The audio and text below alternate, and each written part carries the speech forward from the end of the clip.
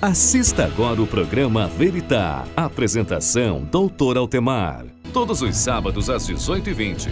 Programa Veritá. Olá, boa noite. Estamos começando mais um programa. Eu queria mandar um grande abraço para uma fã incondicional do nosso programa, a dona Alminda, lá do Parque São Jorge. Dona Alminda, um abraço do Dr. Altemar e de toda a produção do programa. A gente vai fazer um programa hoje, assim, um assunto muito delicado, um assunto complicado, que é a violência doméstica, tá? E os números são alarmantes. O último Fórum de Segurança Pública do Brasil demonstrou que quase 30%, olha, preste atenção nesse número, quase 30% das mulheres brasileiras acima de 16 anos sofreram algum tipo de violência, seja física, psicológica, moral, no ano de 2018. Ou seja, de cada 4 mulheres, uma sofreu um tipo de violência.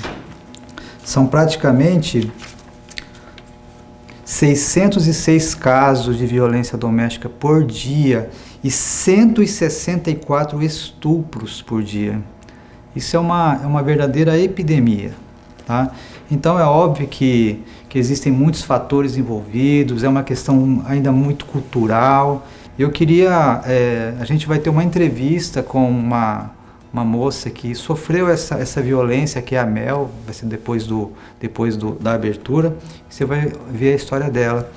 Eu queria que você que tem filho pequeno, tanto faz menino ou menina, que você já começasse a ensinar a menina a se proteger, a se valorizar, né, a contar, e o menino, que ele passe a respeitar as meninas, que ele passe a respeitar o sexo frágil. Então agora acompanhe conosco a entrevista da Mel, ela vai contar a história dela.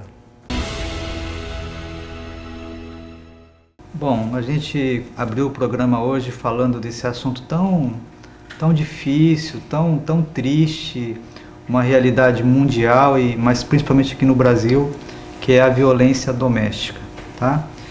E quando a gente começou a preparar esse assunto, a gente entrou em contato com a história da Mel de Pietro, que é essa moça linda que está aqui ao meu lado, e ela se dispôs a vir aqui dividir um pouquinho a história dela com você que está nos assistindo, para que essa iniciativa possa encorajar, talvez você que está vivendo essa situação hoje na sua casa, e você tem medo, você tem receio, você tem vergonha de procurar ajuda.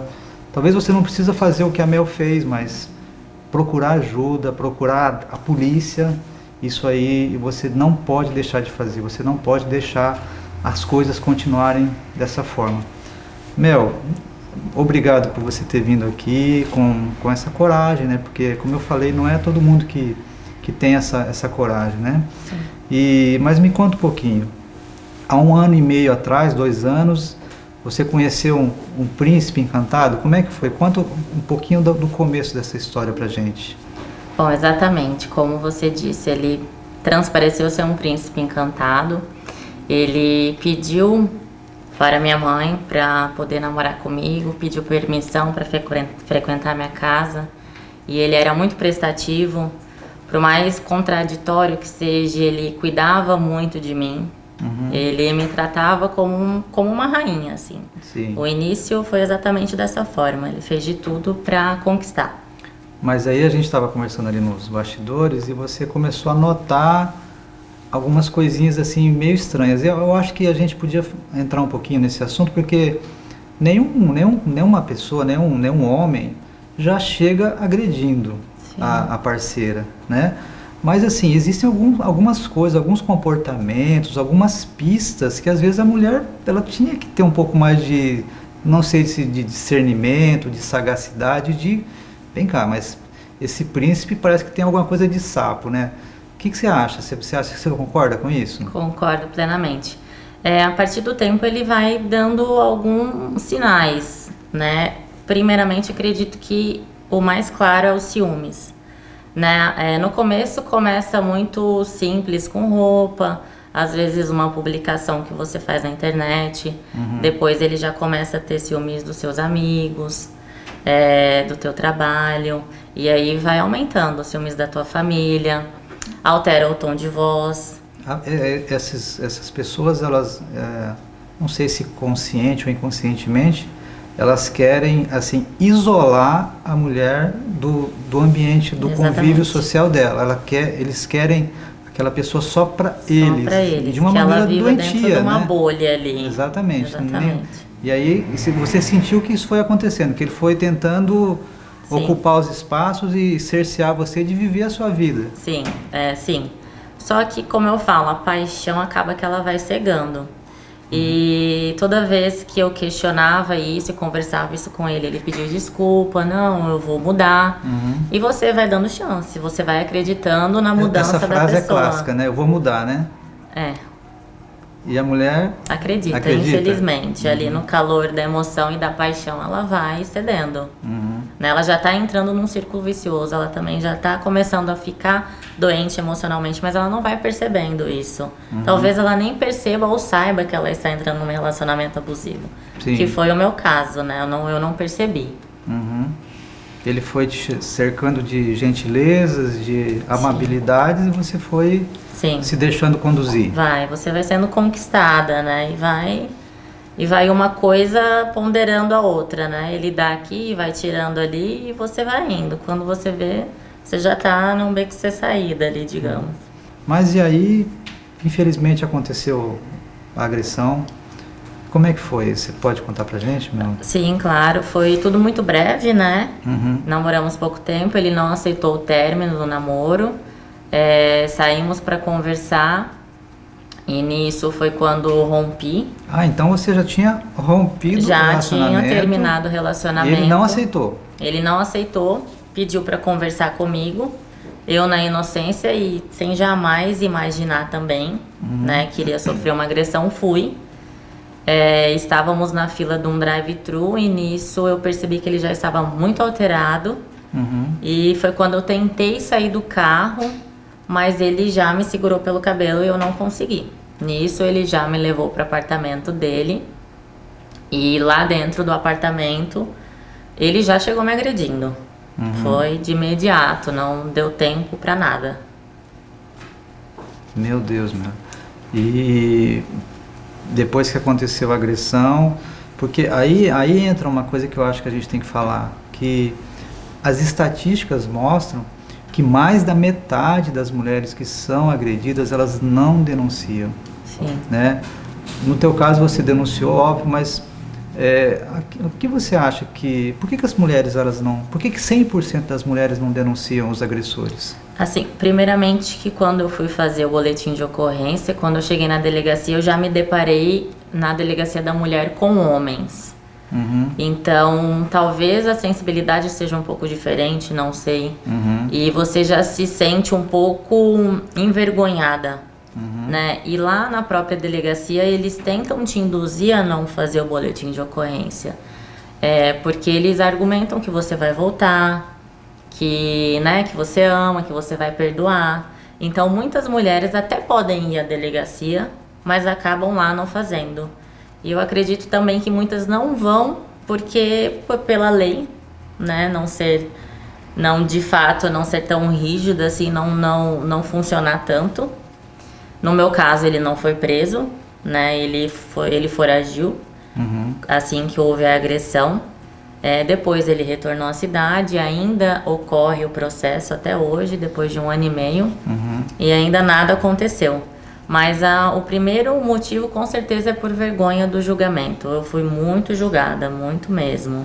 Apontada porque as pessoas, elas não querem saber o que aconteceu. Elas de fato, elas já chegam perguntando o que você fez para ele ter te batido. Como se qualquer... O que você provocou, né? Exatamente, elas já chegam julgando, né? Mas esse comentário que você acabou de fazer, isso vinha... Só de homens ou de mulheres também? A maioria de mulheres. De mulheres? De mulheres. Então isso Muitas ainda... mulheres. Então, de certa forma, isso é uma mentalidade ainda muito machista, você não acha? Muito machista, muito mesmo. E assim, o que você fez de diferente com relação à maioria das mulheres que denunciam é que você jogou na rede, né? A gente vai ver agora algumas fotos e com a sua permissão, você já Sim. permitiu anteriormente, né, Mel? Dos dias, né, que você foi agredida, você vai acabar de ver agora as fotos. Então foi quando essas fotos foram para a rede, então que você começou essa avalanche de comentários, de pessoas com esses comentários machistas. Foi assim, então? Foi assim. Teve uma repercussão muito grande, mais do que eu imaginava, né? E o julgamento, muitas pessoas, claro, me mandavam mensagens de apoio, né? E agradecer a todas muito, mas muito também de julgamento, né? Apanha porque gosta, apanha porque quer, vai voltar, é só mais um caso, enfim, vários comentários mesmo. Mel, o que você teria para dizer para essa pessoa, essa senhora, essa moça que está passando por essa situação e que tem medo de denunciar, que tem medo de ir até a delegacia? O que você pode falar para ela especificamente? Que eu entendo, é difícil mesmo, mas a gente tem que vencer esse medo, né? A gente não pode calar, porque infelizmente, quanto mais a gente cala, mais isso vai aumentar, e se continuar vai acontecer mais agressões, e né, quem sabe futuramente possa acontecer algo pior. Tem que resgatar forças mesmo e não pode aceitar e nem se calar. A gente vai continuar com essa conversa depois do intervalo, não saia daí.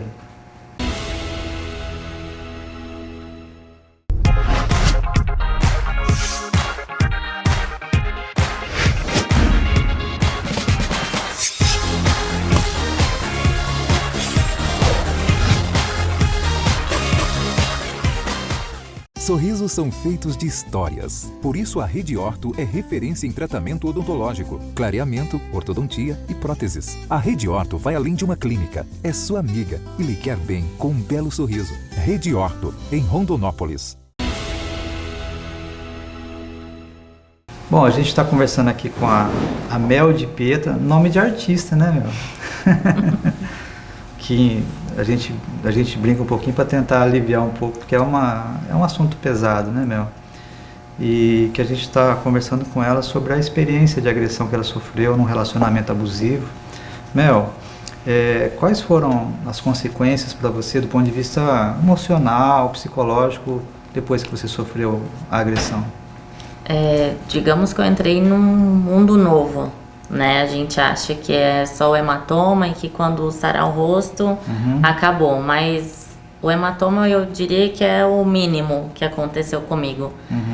Eu morava no Sul sozinha na época, então eu me vi sendo julgada pelas pessoas, entrei em depressão profunda, né? A partir disso, acabei tendo que fazer tratamentos e acompanhamentos psicológicos, medicações. Acabei me viciando, né?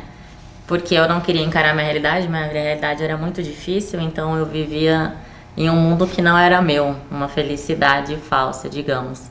E digamos que foram uns 6 meses, assim, em depressão profunda. A sua vida paralisou. Completamente. Eu trabalhava, eu tinha uma vida completamente ativa. Eu era bancária na época e assim que houve a agressão, eu fiquei um tempo afastada, né?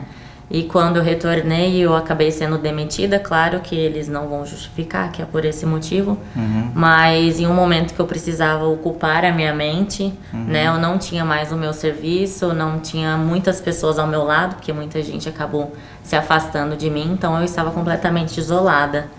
E foi bem complicado. Eu vivi muito tempo trancada dentro do apartamento, em cima de um sofá. Você pensou em suicídio, Mel? Tentei. Por uma vez. E então eu não tinha perspectiva de vida nenhuma pra mim, né? Eu tinha a pessoa que estava ali pra me cuidar, que eu amava, quase me matou. Então o que mais iria acontecer comigo? Em quem mais eu iria confiar? Né? Mas eu estava tão doente ao ponto que eu não enxergava a minha doença e também não queria mais sair daquilo, né? Mas depois de um tempo eu percebi que tive ajudas, né, de pessoas que já passaram por isso, que tiveram empatia ao meu caso e que começaram a abrir os meus olhos para que eu conseguisse me libertar daquilo, para que eu conseguisse enxergar que tem vida, né, que eu podia ser feliz novamente, que eu podia resgatar meus sonhos. E a partir disso foi quando eu decidi... Você podia se envolver novamente, você podia confiar Sim, de novo, voltar a viver, né? Sim. Voltar a ser feliz. Eu sou outra pessoa, completamente. Isso me renovou de todas as formas. Eu não tinha perspectiva de vida. Eu falo que eu era um robô, assim, sabe? Eu não era tão humana.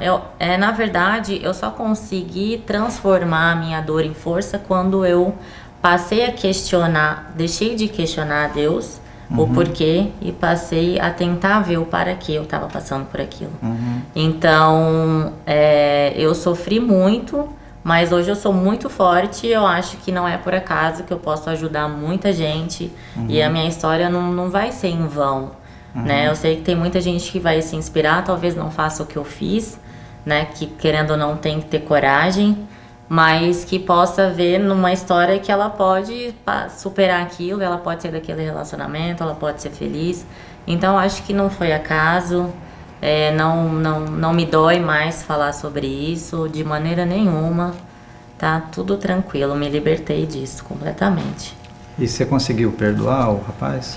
Perdoei quase desde sempre, porque eu tive que perdoar para conseguir viver, né? A partir do momento que eu pensava muito naquilo e questionava muito aquilo, eu não conseguia viver, aquilo me deixava sem ar, aquilo doía meu coração, então eu tive que perdoar, né? Me reaproximei de Deus, porque eu era muito distante, eu não tinha mais religião, não frequentava mais a minha religião, então me reaproximei de Deus e eu não desejo mal nenhum, quero muito que seja feliz, eu espero de coração que isso sirva, né, de lição para ele. Ele mude, né?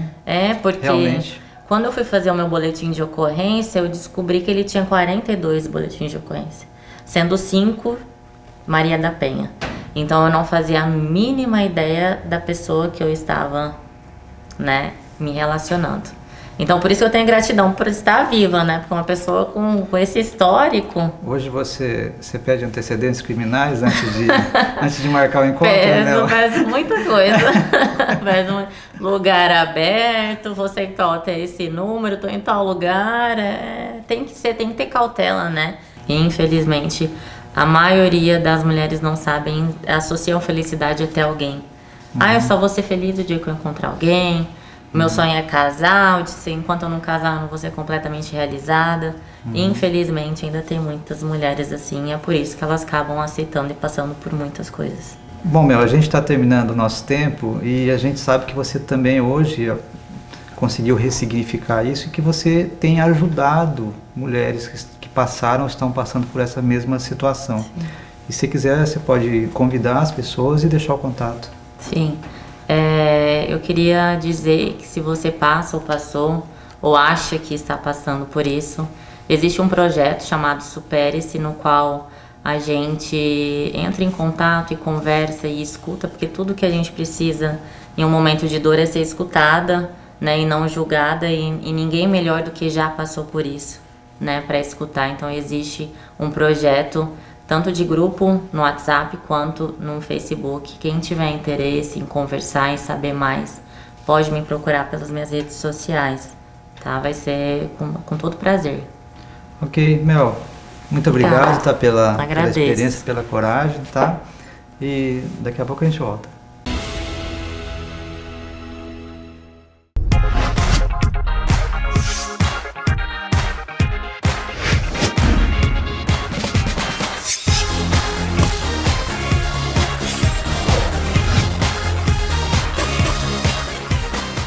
Sorrisos são feitos de histórias. Por isso a Rede Orto é referência em tratamento odontológico, clareamento, ortodontia e próteses. A Rede Orto vai além de uma clínica. É sua amiga e lhe quer bem com um belo sorriso. Rede Orto, em Rondonópolis.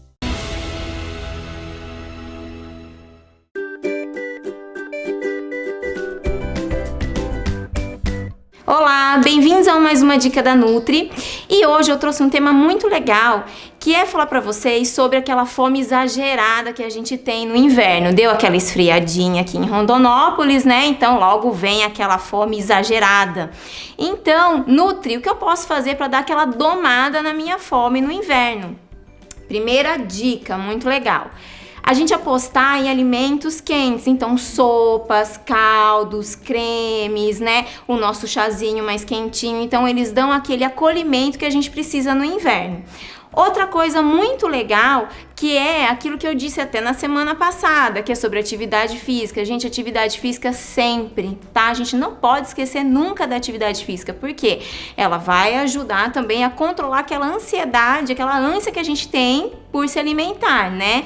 Então, ele é muito importante. Outra dica muito legal é que a gente tem uma tara por massas, principalmente por massas no inverno, né? Carboidratos em geral. Então, o que a gente pode fazer, Nutri, para não exagerar nessa questão do carboidrato? É sempre combinar ele com fibras, então, junto com uma salada. Tô com vontade de comer, por exemplo, uma macarronada. Combinar ela junto com uma salada ou então com alguma coisa proteica, né? Sempre, por exemplo, uma massa com um pedaço de um bife, né? Alguma coisa da família da proteína. Isso ajuda muito a dar saciedade. Espero que vocês tenham gostado e até o próximo Dicas da Nutri. Beijos!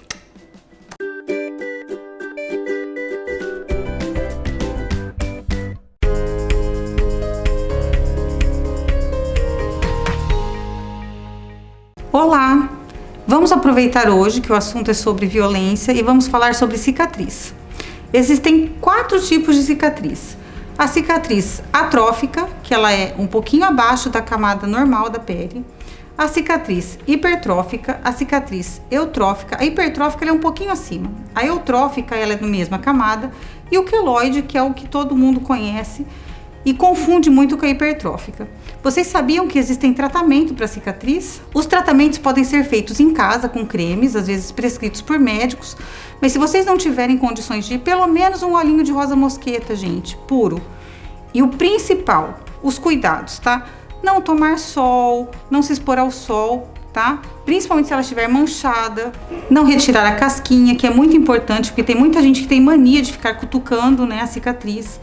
E se ela tiver hipertrófica ou com queloide, porque às vezes a cicatriz você sente ela doendo ou coçando, vale a pena você procurar um médico, porque às vezes você tem que injetar uma medicação que se chama corticoide e ela vai começar a ser tratada. Existem alguns lasers também, como o laser de CO2, o FRAC, que a gente consegue fazer um tratamento e deixar essa cicatriz mais bonita. Esta foi minha dica de hoje, espero que tenham gostado. Se tiverem alguma dúvida, mandem para a gente, por favor. Até o próximo programa.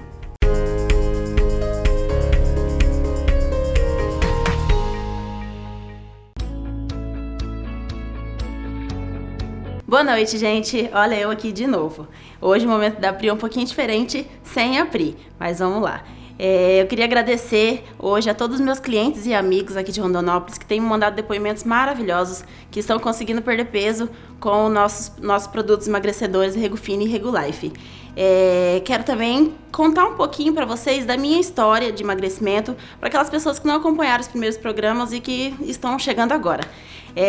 Eu perdi 19 quilos em 3 meses, usando o Regufine com o chá e fazendo uma reeducação alimentar, que sem isso também nada funciona. E essas pessoas que vieram até mim são pessoas que, assim como eu, estavam desanimadas com tratamentos que não davam retorno, ou às vezes produtos que compram pela internet e que não estavam dando resultado. E que me acompanhando pelas redes sociais, acompanhando as redes sociais da página Bem-Estar Life, conseguem ver as transformações que tem acontecido diariamente com as pessoas que têm usado os nossos produtos. E como eu já disse em outros programas, o Regufine ele é um inibidor de apetite, né, que vai acelerar o seu metabolismo para fazer com que tenha essa perca de peso. E o chá também tem ação emagrecedora e detox no nosso organismo, nos ajuda também nessa eliminação de líquido retido e também no bom desempenho do nosso intestino, porque ele é um regulador intestinal. E com a junção dos dois, nós temos um emagrecimento saudável e eficiente.